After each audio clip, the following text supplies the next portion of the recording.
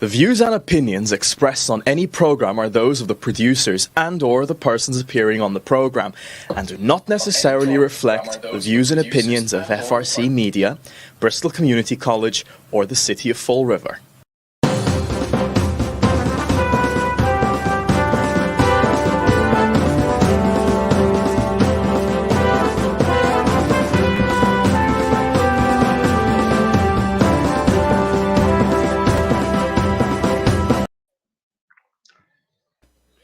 Well, hello. Welcome to Spindle City Straight Talk. I'm Chip. And I'm CJ. And it is the big Monday in the Riv. A big day today. So let's do the COVID and get to it. Okay. COVID numbers as of yesterday. Total cases in Massachusetts was 653,190. New cases. Are you ready for the all-time low so far? 655. Total deaths, 17,330. New deaths, 6. Bristol County, 65,637. Not bad. The numbers are looking better and better. And guess what? Today, the governor opens up the state more. So now you have 50% occupancy. Yeah. 50% occupancy at the amusement park. Wow. You only have one.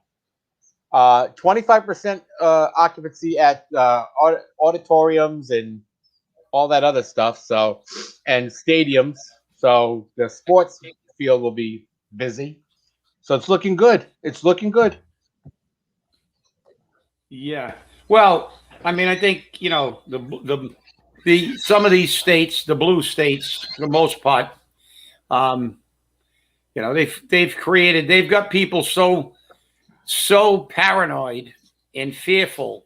I saw a little piece. It's ironic that we're talking about this because I saw a little piece on local news where they're opening up mass and they had some of these people going, oh, I think they're doing it too fast. They're doing it, you know, yet the states that have been open for a long time are doing as well, if not better than most of the states that are putting the brakes. They're so worried about it. Actually, I watched a fight over the weekend. It came from Texas down at where the Cowboys play. 73,000 plus people watched the fight. Canelo Alvarez and Billy Joe Saunders. 73,000, and they just had a UFC event a few weeks ago that had over 15,000 in the arenas, and we don't see any spikes. And I also saw a little program about people discussing that was even. You know, I can vaguely remember it because I was a little tot. But the Asian flu, do you remember that in the 50s? And they were talking about the Asian flu, which killed, I think, more people than this did, and nothing shut down. They developed a vaccine, and they just went about their business. And I remember the commentator saying, well, what's the difference between today and then? He said, well, the people. He said most of the people in the 50s, the adults and the people in the 50s had gone through the Second World War in Korea. And frankly, they weren't such wimps. True. And not so easily scared. And so there you go.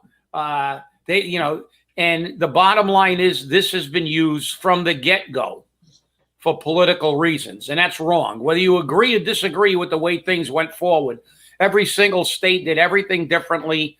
There's all kinds of stuff out there, and the reality is that the people who screwed this up the most are the politicians and the political doctors, because the doctors that work for the government have a different opinion than doctors that work out in the community for the most part. So there's all kinds of conflicting opinions. But the bottom line is, just like all things must pass. And this is beginning to pass. Yep. Thank God. Thank God we're walking out of this alive. And we're walking out of this with a better knowledge and a better perception of how the government can handle a crisis, which we knew already, but now they've proven it. Yeah. So it makes for an interesting time. Yeah. No, you're right, because when you look at the Asian flu, it killed young people, old people, everybody in the middle. This had a target group. It should have been handled far more efficiently than it was, because it was only a small group that was reliable. And as you said, government. You give the government anything to do, and they'll figure out a way to screw it up and hire all their relatives. Well, remember, the most affected group was seniors.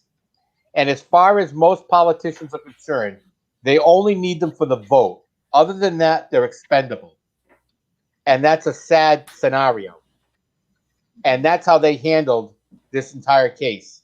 Oh, well, it's not the young people. But as soon as a few young people started getting involved and getting affected, anyone under 50, you'll notice they started taking attention.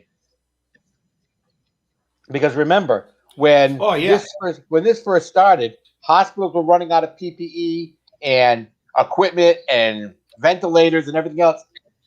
And the government didn't act immediately. They took their time. And then they started using the excuse, well, we can't get it fast enough. You know, things are closed down, so we can't make it fast enough. So then you had businesses like Morrow Manufacturing here in Fall River shift from what they were doing to making PPE, which was a good thing or a bad thing, I'm not sure. But, you know, they made money on it. So, and everybody made money on it. This was the biggest screw job that you could ever imagine. So true. But now that we're done with the, we're watching the COVID sail off into the sunset and just become another one of the lists of pandemics we've had in recorded history. Now let's get to the big news. Today is the big day. The big day. We'll be going to court later on this morning, CJ and I, and we'll be watching the closing arguments and jury instructions, and this is it today. That's the end of it. Now, by the end of the day, I assume, unless the opening arguments last about 4 hours apiece, but it will be in the hands of the jury by the end of business today. I agree, and I think it's going to be very interesting that we're going to see what Reddington has as a means of defense. We've already seen the prosecution defense. Reddington's defense was kind of a joke. I mean, 3 witnesses. One was the attorney, the general counsel for the Office of Campaign and Political Finance. Another one was a clerk for the City Corporate Counsel's office. And then Jonathan Carrero. That was it. What was that supposed to do? Close up some loops? Some loopholes, some holes? I mean, I'm not sure. One of the things that really got me, and it kind of made me interesting, was the fact that Sarah Hartree testified, and the prosecution did not object to it, that Jasiel was not aware of the contributions being made to his campaign account. I can tell you right now, when I was a political candidate, I knew every dime going in and going out of my account. Nobody could ever say that I didn't know how much was coming in or going out. And I know who gave what. You can't use the excuse that you didn't know who was giving to your account, because somebody had to take it. And somebody had to give you the report on it. And now the reports are all automated. So how can you say you weren't aware of it? Did you just conveniently not look at your campaign finance reports? So that was a line of bull.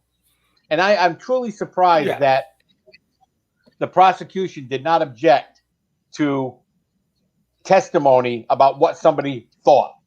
You can't know what somebody's thinking. But that's what they did.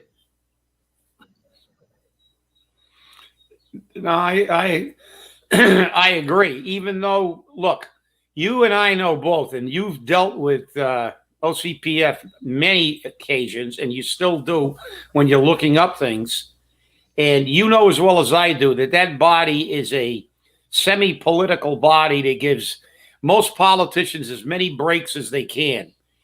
They give you do-overs. I didn't know what I was doing, and they accept that. But this is a criminal case, and they should have challenged it because, as you said, I don't know anybody who runs a campaign that's abiding by the law that doesn't have an idea of what they're getting in, doesn't have someone in charge of campaign finances, and should know. But look, it's to me, it's a non-starter. It's just diversionary tactic. The reality is, listen, that IRS agent, she just hammered him to the wall. There's no wiggle room on that. He filed the tax return and didn't declare all kinds of income. He classified it as business when it was personal. Tons of income wasn't declared. He filed an amended return and they weren't on the amended return. And she just obliterated him. I mean, and the more Reddington tried to cross-examine, the bigger the hole got dug, because she had the answer for everything, and it made it look even worse. So on that section, I don't see how anybody can even look at that for 3.5 seconds after that testimony and not say, okay, there's no chance of him beating that. Right. And then obviously with the extortion and stuff, you got the guy that testified that he handed him the money. So you can't blame it on the middleman. You can't blame it on everybody else. And then to me, the most damning thing, and let's see if it's in the closing, but I hope they refer to that when you talked about BS. I hope they run that clip again with the debate with Sam Sutter, when Sutter called him on how much he made on Snow Owl, and he just flat lied. Right. On the video. So listen, like you said, I can't wait to see what Reddington spins, because I can't wait for this closing, because he's going to be trying to make chicken salad out of chicken crap. Yep. So he doesn't have a hell of a lot to work with. No, that's for sure. And the thing about the extortion also, and the bribe receiving, was when the prosecution called the IRS agent back at the close of their prosecution, and they went over line by line of the money that Gen Andrade gave to Jasiel Correia, and they showed it on the bank statements. The money would come in the same day the money would go out. The money would come in the same day the money would go out. The money would come in the same day the money would go out. You can't refute that.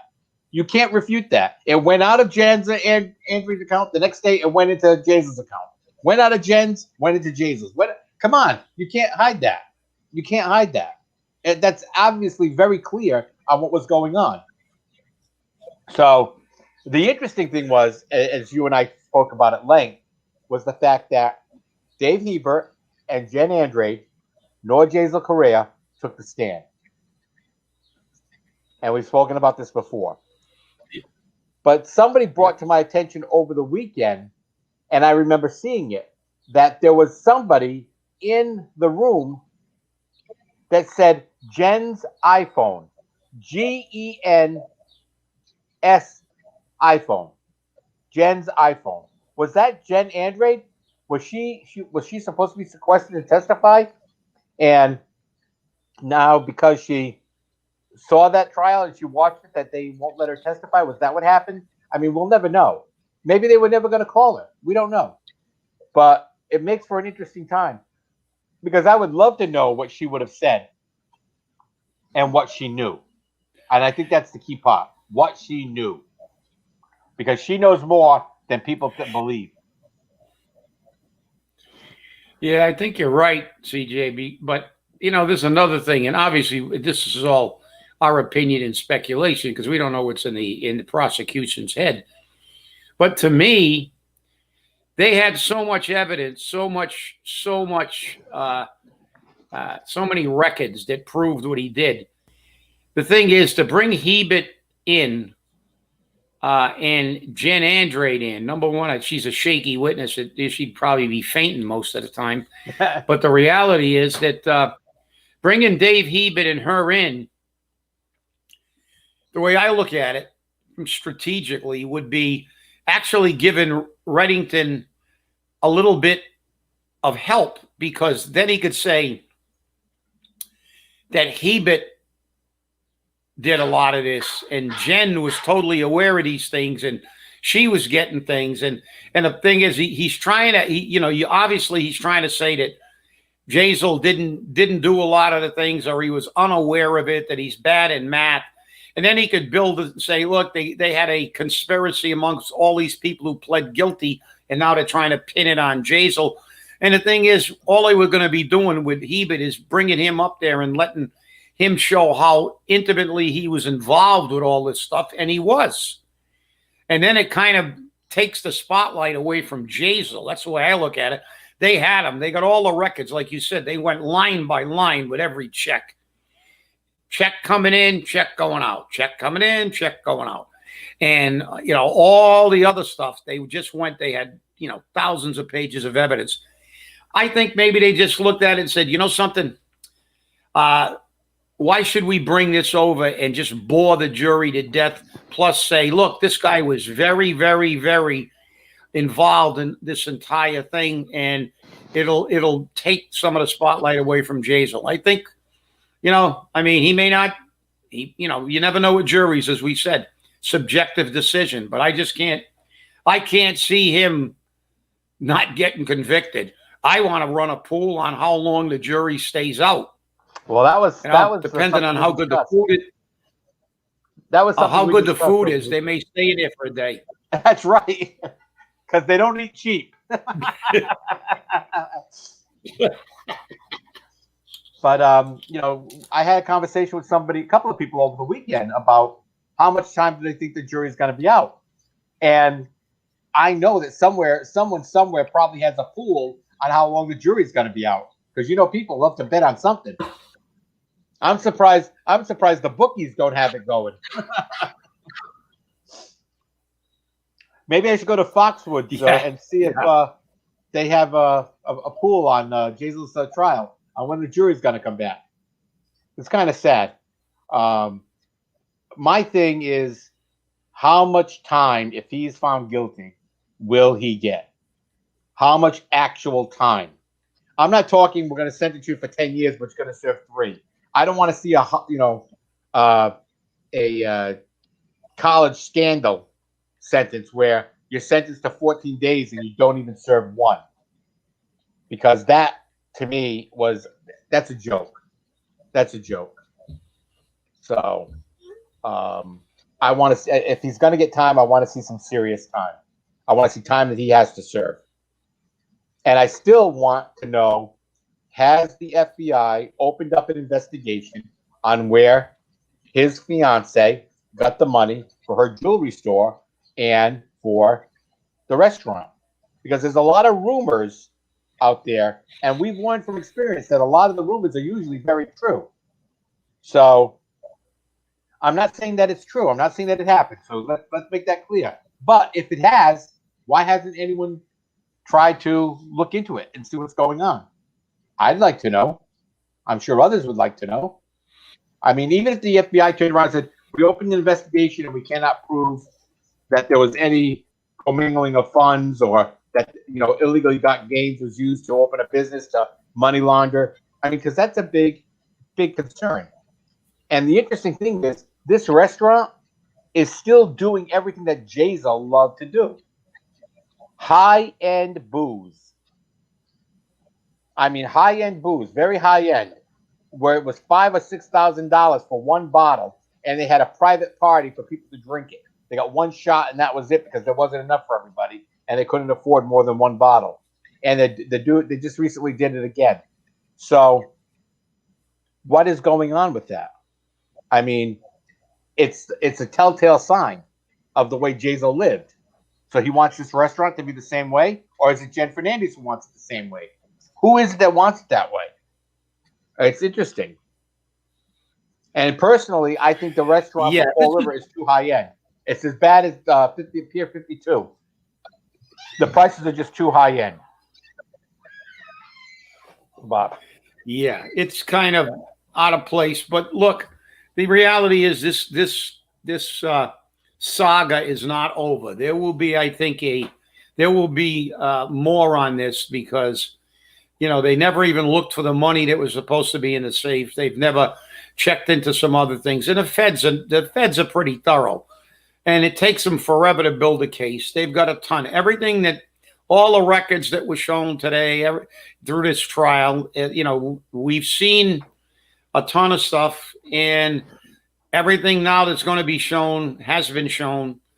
Today's closing arguments will be extremely interesting. I think that the feds, of course, they got a PowerPoint performance presentation because they've got so much evidence to show, and we'll see what Reddington does. Then it'll be in the hands of the jury, and now it will be the discussion of will he flee the country, or will he do his time, and how much time he gets, and we'll be waiting for the verdict. And today is the end. Now it is in the hands of the jury, and like I said, it's a subjective decision. You never know what people are gonna do or think, and we will see. But I know you talked about it in a flush. Yep. And you also talked about the opening of a new breakfast lunch. I don't know if it's lunch or whatever, but Almax on the Go had its opening this weekend, and it was very, very unique. As you said, there were a lot of politicians down there. And, yeah, I understand you were present. They got a. Yeah, I got an invitation via text and to come down, and I think it was Friday night and Saturday. I got it like on Thursday or Friday. I don't know whatever it was, but I said, well, I'll go, but I'm not going to go on Friday night. I went on Saturday morning, and it was very, very interesting. We had some city councilors there. We had some of the old entrenched politicians there. We had a state rep there. Of course, Alan Sylvia's down there. That's in his district. So he was meandering around. But it was pretty interesting because, I'm like you, CJ. We go to these things and we don't look at although I did look at the pastry and what else was on a menu, but all I had was a cappuccino because I had to go to the gym afterwards. But I look at who's talking to who's there. And, you look at the political landscape. You're doing your intelligence survey of the area. And, of course, our mayor was there. He didn't stay long after I got there. I was very offended. No, I'm only kidding. Didn't offend me. But he bailed out pretty shortly after I got there. And he was there. And, on his way out, he did come over to me and say I should be a little bit more like him. And I said, no, why don't you just be you and I'll be me? And, because, he was there, kind of like in his capacity as a campaign, in his campaign, he was standing over there with Cliff. And I think when I walked in, it was Joe Marshall, another thing. And, I think you touched on that, and it was interesting. And the irony is there were a lot of old people who have been around for years, and you touched about that in a weekend flush. You talked about how it looks like we're recycling all the old pals. People complained, and we use the Terry Sullivan approach. They've been gone for 10 or 15 years out of the limelight, so now we're going to recycle them. We're going to bring them all back. Because let's face it, he is part of an old school network. Jasiel came in, it was like the new guys. He brought in a whole bunch of new guys and names we had never seen before. Nobody ever heard of Chris Pereño. Nobody ever heard of Gen Andrade, and nobody ever heard of virtually everybody there because, it was the millennial mob that he brought in. He brought in a whole new wave of politicians and political hacks. But now we get somebody who has been part of the political landscape for a very long time in one capacity or another. And he's hooked up with a lot of real old school politicians because we know the money men that are behind them, and they've been around for decades. So what do you get? You get their friends back. So it's like looking back. It's like looking back in time. We're seeing names that we haven't seen in 10 or 15 or 20 years coming back, sliding back into the picture, because those are the people that are hooked up with the money men who have been around the political landscape for 40 years. And that's the problem, because people want to see a change in Fall River. They want to see Fall River come out of the muck and mire that it's in. And, you know, I can't believe I'm going to say this, but as bad as Jasiel was in the sense of potential corruption, alleged corruption, he actually got some things accomplished in Fall River. He made some significant changes. Whether they be good or bad, he at least made the changes. This administration is afraid to make any changes. This administration wants to take us back to the 1970s, the 1960s. This administration's living in the past because that's where he's from. Okay? And I don't want to say that he's old, but he's old. And this is what we're getting. We're not getting new ideas. We're getting, let's recycle what we know so that my friends can make a buck. And that's exactly what's happening here. And remember, this mayor is not only collecting his pension from being a teacher, he's collecting his salary of $120,000 a year. So he's probably making $200,000+ a year as being the mayor, doing nothing except padding his friends' pockets. And that's what it looks like. Yeah. Well, the thing is that I don't mind. Look, age is not, to me, I don't care if he's old. Fact is, Grandma Moses, I think, took up painting at 80, and she became a very famous artist. But it's about the ideas. We need to move forward. We're bringing back the same old tax and spend people. That's all they've ever done in this city. They by necessity in the old days used to tighten the budget once in a while and tighten our belts and because they get voted out. Now, because all those people who used to vote them out have now moved away to Somerset and Westport and Dartmouth and Seekonk and wherever, Rehoboth, and now we don't have we have a very limited voting demographic. Most of the people there are outvoted by the political hacks. And but that's the key. The key is what we're not seeing is, I don't care what age they are, I'm going to look at a candidate that's going to say, look, it's not my job to give this city unfettered access to everybody's pocketbook, to use the taxpayers as an ATM machine. This is not what we need. We never needed this. And this is why this city never stops raising your taxes, never stops raising your fees, and doesn't care how many bonds they take, because they're all going to be living in Florida or somewhere else when the crap hits the fan. And some of them already are. And some of them already are most of the time. Exactly. They've got their Florida homes already. But let me clarify something. I don't mean that he's old in age. I mean he's old in ideas. He's old in the way the government is run. Yeah. That's what I'm talking about. I'm not talking about his age. I don't care if he's 90. If he's doing a good job, who cares what his age is? But if your ideas are that of the 1960s and 70s, which didn't work for Fall River, or the 1980s when we lost everything, and you're still working on that premise, that's a problem. That's a problem. And those ideas are just old. And I mean, it's not going to get us anywhere today. Today is a new time. And it's time for the millennials to step up and do something about it. That's for sure. Time for everybody to step up, of all ages. If they're not working for you, they're working for themselves. That's it. That's it. It's that simple. Yep. Well, we're out of time already. We never have enough time on this show. I'm telling you now, we never do. We should go to the show. I want to thank everyone for watching. It's been great to have you back in your home again. We'll bring you more information on the trial on Wednesday. Be safe, be angry, wear a mask, and hold your politicians accountable.